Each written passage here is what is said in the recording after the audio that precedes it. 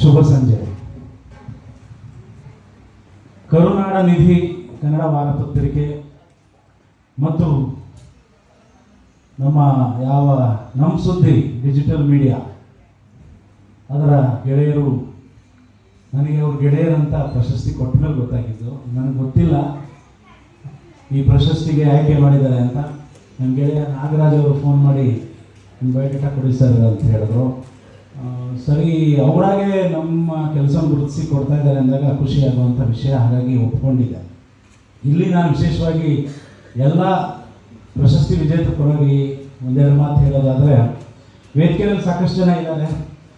ವಿಶೇಷವಾಗಿ ನಾನು ಅವ್ರಿಗೂ ಧನ್ಯವಾದ. ಗೋವಿಂದ ಬಾಬು ಅವರು, ಪೂಜಾರಿ ಅವರು ಗೌರ್ಮೆಂಟ್ ಶಾಲೆಗಳನ್ನ ದತ್ತು ತಗೊಂಡು ಬಹಳ ಅತ್ಯುತ್ತಮವಾದ ಕೆಲಸ ಮಾಡ್ತಾ ಇದ್ದಾರೆ ಉತ್ತರ ಕರ್ನಾಟಕದ ಕಡೆ ಎಲ್ಲ. ಅಂಥ ಸಾಧಕರ ಜೊತೆಗೆ ವೇದಿಕೆ ಹಂಚ್ಕೊಳ್ಳೋದು ನನಗೆ ಖುಷಿ ಆಗುತ್ತೆ. ಸರ್, ನಿಜವಾಗ್ಲೂ ಒಳ್ಳೆಯ ಕೆಲಸ ಮಾಡ್ತಾ ಇದ್ದೀರಿ, ನಿಮಗೆ ಧನ್ಯವಾದ ಹೇಳ್ತೀನಿ ನಾನು. ಅದೇ ರೀತಿ ಸಾಕಷ್ಟು ಜನರು ನಮ್ಮ ವೆಸ್ಕಾಂ ಮೇಡಮ್ ಅವರಿದ್ದಾರೆ, ಮಹಾಲಕ್ಷ್ಮಿ ಮೇಡಮ್ ಅವರು, ಇಲ್ಲಿ ವೇದಿಕೆ ಮುಂದೆ ನಮ್ಮ ಪರಿಚಿತರು ಸಾಕಷ್ಟು ಜನರಿದ್ದಾರೆ. ಕೊಟ್ರೇಶ್ ಅವರಿದ್ದಾರೆ, ಜಡ್ಗಿ ಅವರಿದ್ದಾರೆ, ಶ್ರೀನಿವಾಸ್ ಅವರಿದ್ದಾರೆ, ಥಾಮಸ್ ಅವರಿದ್ದಾರೆ. ಹೇಳ್ತಾ ಹೋದರೆ ತುಂಬ ಜನ ಇಲ್ಲಿ ಸ್ನೇಹಿತರು ಎಲ್ಲ ಇದ್ದೀರಿ. ನನಗೆ ಬಹಳ ವಿಶೇಷವಾಗಿ ಇಲ್ಲಿ ನಮ್ಮ ಸೈಯದ್ ಸೋಯಬ್ ಸಲ್ಮಾನ್ ಅವರ ಬಗ್ಗೆ ಹೇಳಬೇಕು. ಪಂಚರ್ ಹಾಕಕ್ಕೆ ಲಾಯಕು ಈ ಜನ ಅಂತ ಯಾರು ಹೀಯಾಳಿಸ್ತಾರಲ್ಲ, ಅಂತಹ ಪಂಚರ್ ಹಾಕೋ ಜನರೇ ಈ ರಾಜ್ಯಕ್ಕೆ ಬುಕ್ಕರ್ ಪ್ರಶಸ್ತಿ ತಂದುಕೊಟ್ಟಿರೋದು. ಅಥವಾ ಯಾವ ಸಿನಿಮಾದಲ್ಲಿ ಬಹಳ ಪ್ರಮುಖವಾಗಿ ನಾವೆಲ್ಲ ಗುಣಗುವಂಥ ಹಾಡುಗಳನ್ನು ಕೊಟ್ಟಂಥ ನಿಸಾರ್ ಅಹಮದ್ ಅವರು ಈ ರಾಷ್ಟ್ರಕ್ಕೆ ವೈಜ್ಞಾನಿಕವಾದ ನಾಯಕತ್ವವನ್ನು, ಪ್ರಜಾಪ್ರಭುತ್ವದ ನಾಯಕತ್ವವನ್ನು ಕೊಟ್ಟಂಥ ಏಕೈಕ ವ್ಯಕ್ತಿ APJ ಅಬ್ದುಲ್ ಕಲಾಂ ಅವರು ನನಗೆ ಇವತ್ತು ನೆನಪು ಬರ್ತಾರೆ. ಯಾಕಂದರೆ ನಮ್ಮ ದೇಶದಲ್ಲಿ ಯಾರನ್ನಾದರೂ ನಾವು ಟೀಕೆ ಮಾಡಿಬಿಡ್ತೀವಿ ಸಲೀಸಾಗೆ. ಆ ಟೀಕೆಗೆ ನಾವೇ ಕಾರಣ ಅನ್ನೋದು ನಾವು ಆತ್ಮವಿಮರ್ಶೆ ಮಾಡ್ಕೊಳ್ಳೋದಿಲ್ಲ. ಯಾಕೆ ಹೇಳಿ? ಅದಕ್ಕೆ ನಾವೇ ಕಾರಣ ಆಗಿರ್ತೀವಿ. ಯಾಕಂದರೆ ಒಂದು ಅಲ್ಪಸಂಖ್ಯಾತ ಸಮುದಾಯವನ್ನು ಈ ದೇಶದಲ್ಲಿ ಸಾವಿರಾರು ವರ್ಷಗಳಿಂದ ಶಿಕ್ಷಣದಿಂದ ವಂಚಿಸಿದ್ದೀವಿ. ದಲಿತರು ಒಳಗೊಂಡ ಹಾಗೆ, ಶೂದ್ರರು ಒಳಗೊಂಡ ಹಾಗೆ ವಂಚಿಸಿದ್ದು ನಾವೇ, ಟೀಕೆ ಮಾಡೋದು ನಾವೇ.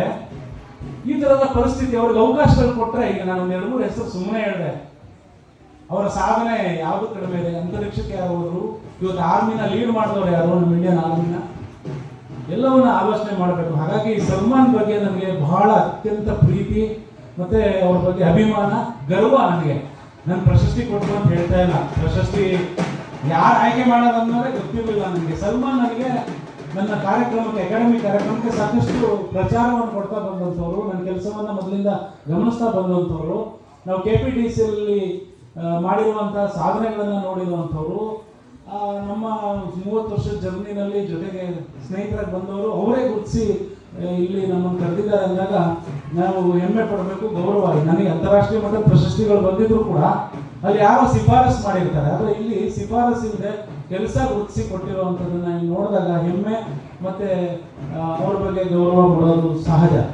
ಇದು ಬಹಳ ಮುಖ್ಯವಾಗಿ ನಾನು ಹೇಳಬೇಕು. ಇನ್ನು ಜರ್ನಲಿಸಮ್ ಬಗ್ಗೆ ಹೇಳೋದಾದರೆ, ಇವತ್ತು ಮಾಧ್ಯಮಗಳು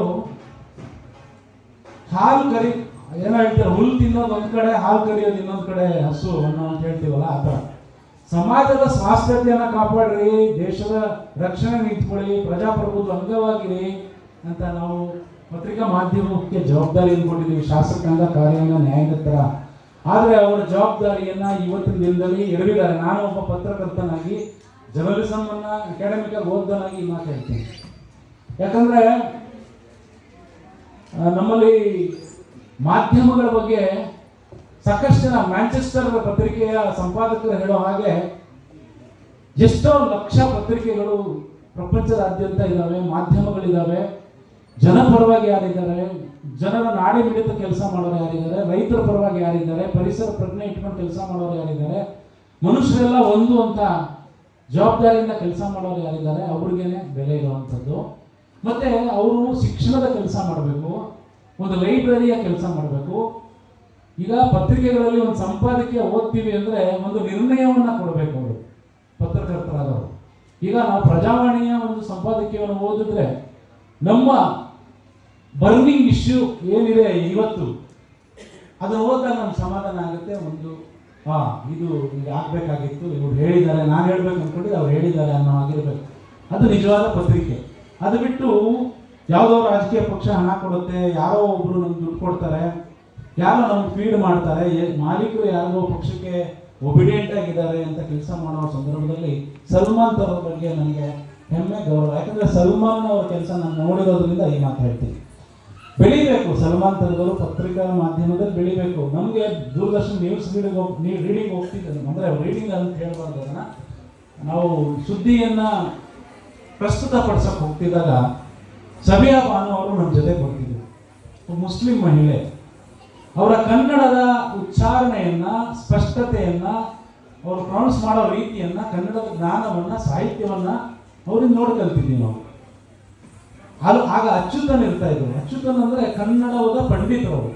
ಯಾವುದೇ ಪತ್ರಕರ್ತರಿಗೆ ಶುದ್ಧ ಕನ್ನಡ ಬರೆಯಕ್ಕೆ ಬರೋದಿಲ್ಲ. ಇವತ್ತು ಸಂಪಾದಕರ ಆದಿಯಾಗಿ ಹೇಳ್ತೀನಿ ನಾನು, ನಮ್ಮಲ್ಲಿ ಚಳವಳಿ ಸರಿನಾ, ಚಳವಳಿ ಸರಿನಾ, ಅಡಿಗೆ ಸರಿನಾ, ಅಡುಗೆ ಸರಿನಾ, ಅಂತಾರಾಷ್ಟ್ರೀಯ ಸರಿನಾ, ಈ ತರ ಬಿಡಿಬಿಡಿಯಾಗಿ ಒಂದೊಂದು ಕನ್ನಡದ ವ್ಯಾಕರಣವನ್ನ, ಕನ್ನಡದ ಪದಗಳನ್ನ ಶುದ್ಧವಾಗಿ ಸುದ್ದಿಯಲ್ಲಿ ಬಳಸ್ತಿದ್ದವರು, ವಾಚಿಸಕ್ಕೆ ನಮ್ಗೆ ಹೇಳ್ತಿದ್ದವರು ಅಚ್ಯುತನ್, ಖಾದ್ರಿ ಅಚ್ಯುತನ್ ಅವರು ನಮ್ಮ ಬರಗೂರು ರಾಮಚಂದ್ರಪ್ಪ ಅವ್ರನ್ನೇ ಟೀಕೆ ಮಾಡೋರು. ಕನ್ನಡದಲ್ಲಿ ಇವರಿಗೆ ನನ್ನಷ್ಟು ಗೊತ್ತಿಲ್ಲ ಅನ್ನೋರು, ನಮಗೆ ಸುದ್ದಿ ಜೊತೆಗೆ ಸಂವಾದ ಮಾಡುವಾಗ ಸಿದ್ಧಲಿಂಗಯ್ಯ ಅವ್ರಿಗೆ ಬೈಯೋರು, GS ಯಡಿಯೂರಪ್ಪ ಅವ್ರು ಬೈಯೋರು, ಎಷ್ಟೋ ಸಲ ಕುವೆಂಪು ಅವ್ರನ್ನೇ ಟೀಕೆ ಮಾಡಿದ್ರು. ಅಂದ್ರೆ ಅವ್ರಿಗೆ ಅಷ್ಟು ಪಾಂಡಿತ್ಯ ಇದೆ, ನನಗೆ ಹೋಲ್ಡ್ ಇದೆ ನ್ಯೂಸಲ್ಲಿ ಅಂತ. ಅಂಥವ್ರ ಹತ್ರ ಮುಸ್ಲಿಂ ಮಹಿಳೆ ಒಬ್ರು ಕನ್ನಡದ ಸುದ್ದಿಯನ್ನ ಪ್ರಸ್ತುತಪಡಿಸ್ತಿದ್ರು ಅನ್ನೋದೇ ನನಗೆ ಹೆಮ್ಮೆ. ಆ ಕಾಲಕ್ಕೆ ನಾನು ಇನ್ನೂ ಹುಡುಗ, ಕಾಲೇಜಲ್ಲಿ ಓದ್ತಾ ಇದ್ದೆ, BA ನಾಟಕದಲ್ಲಿ. ಹಾಗಾಗಿ ನನಗೆ ಇವತ್ತು ಇವರು ಪ್ರಶಸ್ತಿ ಕೊಟ್ಟಿದ್ದಾರಂತ ಇವ್ರನ್ನ ನಾನು ಹೊಗಳ್ತಾ ಇಲ್ಲ. ನನ್ನ ಜೊತೆ ಸಾಕಷ್ಟು ಗಣ್ಯರಿದ್ದಾರೆ ವೇದಿಕೆಯಲ್ಲಿ. ದೊಡ್ಡ ಪಟ್ಟಿ ಇದೆ, ಫೋಟೋಗಳು ನೋಡಿದೆ ನಾನು. ಎಲ್ಲ ನಮ್ಮ ಸ್ನೇಹಿತರೇ ಇದ್ದಾರೆ. ಗವರ್ನರ್ ಆಫೀಸಲ್ಲಿದ್ದ ರಾಮದಾಸ್ ನಾಯ್ಕ ಅವರು ಬಂದಿದ್ದಾರೆ ನೋಡಿ, ಅವ್ರಿಗೂ ಪ್ರಶಸ್ತಿ ಆಯ್ಕೆ ಆಗಿದ್ದಾರೆ.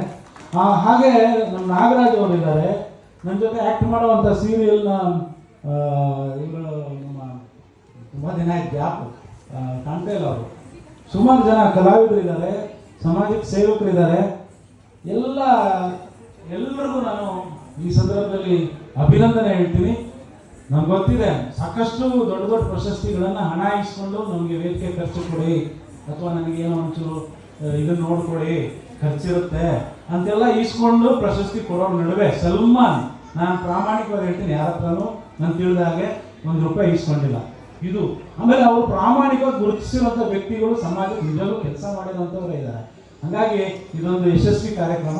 ಸಲ್ಮಾನ್, ನೀವು ಹೀಗೆ ಮುಂದುವರಿರಿ.